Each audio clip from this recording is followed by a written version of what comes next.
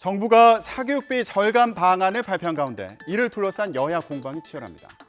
국민의힘은 사교육 이권 카르텔을 타파해야 한다면서 정부 대책을 엄호한 반면 민주당은 대통령의 발언을 수습하기 위한 졸속 대책이라고 비판했습니다. 먼저 국민의힘 입장을 들어보겠습니다. 이준엽 기자가 전해드립니다. 국민의힘은 대선 공약으로 킬러 문항 폐지를 내걸었던 야당이 이제는 4년 예고제를 운운하며 일선의 동료를 과장하고 있다고 비판했습니다.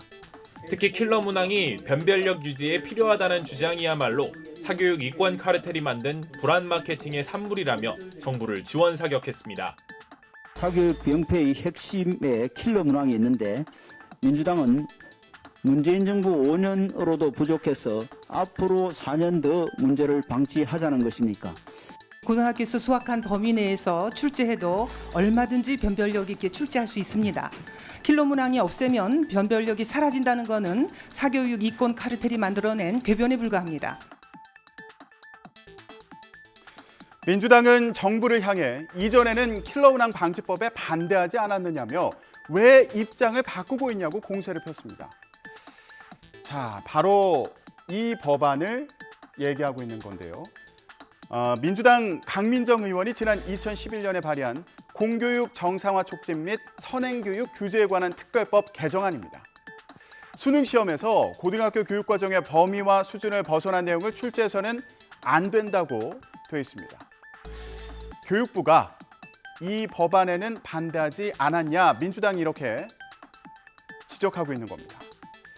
자, 이 법안을 논의했던 지난해 국회 교육위 법안 소위 회의록을 봤더니 당시 교육부에서는 킬러 문항이 교육과정을 벗어났다고 보기 힘들고 이런 문제도 변별력을 위해서 불가피하다 이런 취지로 답했는데요. 민주당은 왜 지금은 입장이 달라졌느냐고 따지고 있는 겁니다. 민주당은 또 수능을 5개월 남기고 현장에 혼란이 생겼다면서 대통령의 지시가 급작스럽게 나온 건 아니냐고 묻기도 했습니다. 들어보시죠. 이 소동이 시작이 된 것이 3월 달 대통령 지시라고 합니다. 그래서 교육부에 자료 제출을 요구했습니다. 3월 달에 대통령이 도대체 언제 어디서 어떤 형식으로 어떤 내용으로 지시를 내렸는가. 근데 교육부에서 온 답변은 등록된 자료가 없다는 얘기입니다. 이 얘기는 뭐냐? 대통령이 3월 달에 뭔가 지시했다는 근거가 아무데도 남아있지 않다는 얘기예요. 3월 달 대통령 지시라는 게 과연 있었나? 그 3월 달뿐만 아니고 대통령께서 상당히 여러 차례 수능의 공정성은 강조하셨습니다. 그래서 저희가 이제 이 문제의 핵심은 그렇게 강조하셨음에도 불구하고 교육부가 제대로 실천을 못한 부분에 문제가 있었다고 생각합니다. 그래서 이 대통령께서 3월에 지시하셨냐 안 하셨냐 하는 그 부분은 확실하게 제가 지시하셨다고 답변을 드릴 수가 있습니다. 킬러 문항은 그동안 사교육비의 원인 가운데 하나로 지목됐고 개선을 위한 다양한 시도가 있었습니다.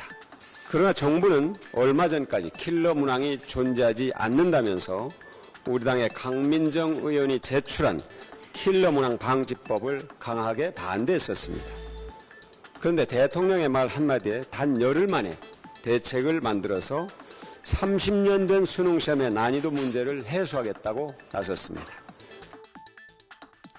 정부의 킬러 문항 배제 방침을 두고 대체 기준이 뭐냐, 기준이 모호하다.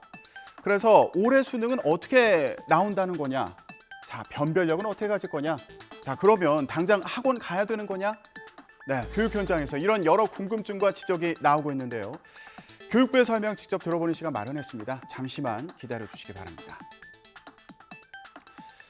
최근에 태어났지만 출생신고는 되지 않은 이른바 유령 아동이 수천 명에 달하고 그 가운데 범죄에 희생된 아이들도 있는 것으로 드러나면서 국회에서도 대책 마련에 나섰습니다.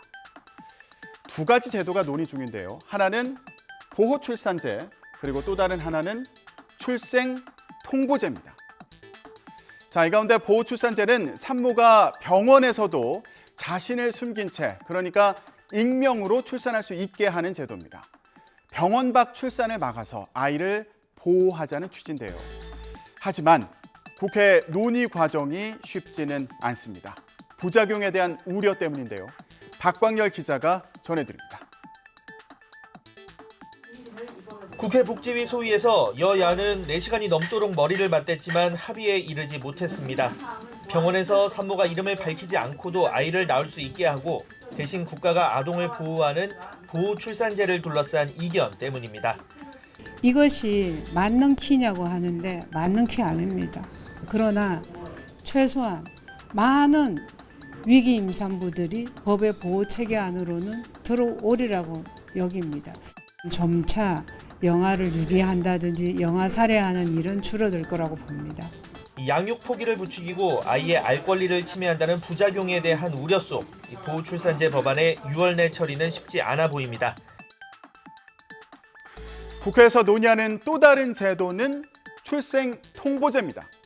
부모가 출생 신고를 일부러 하지 않는 경우를 막기 위해서 아이를 낳은 의료기관이 출생 정보를 지자체에 통보하도록 하는 제도인데요.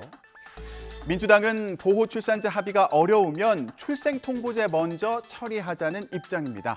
박광열 기자 리포트 이어서 보고 오시죠. 민주당은 출생 통보제 등 시급한 문제부터 6월 임시국회에서 먼저 해결하자고 강조하고 있습니다. 현실적으로 6월 30일까지 처리하기는 어려울 것 같고요. 출생 통보제부터 먼저 처리하고 조속히 처리할 수 있도록 노력하겠다라는 말씀드립니다. 행정 부담을 우려하는 의료기관 반발에 대해서는 의료기관이 진료 기록에 출생 사실을 적으면 건강보험심사평가원이 지자체에 전송해 부담을 더는 방식으로 법제화를 추진한다는 방침입니다. 그런데 문제는 보호출산제와 또 출생통보제가 동시에 필요하다는 겁니다. 출생통보제만 있다면 병원 밖 출산이나 낙태를 부추길 수 있기 때문인데요. 여야 모두 유령아동 대책의 시급성에 공감하는 만큼 6월 임시국회에서 합의점을 찾을 거라는 전망도 나오고 있습니다. 지금까지 전국 브리핑이었습니다.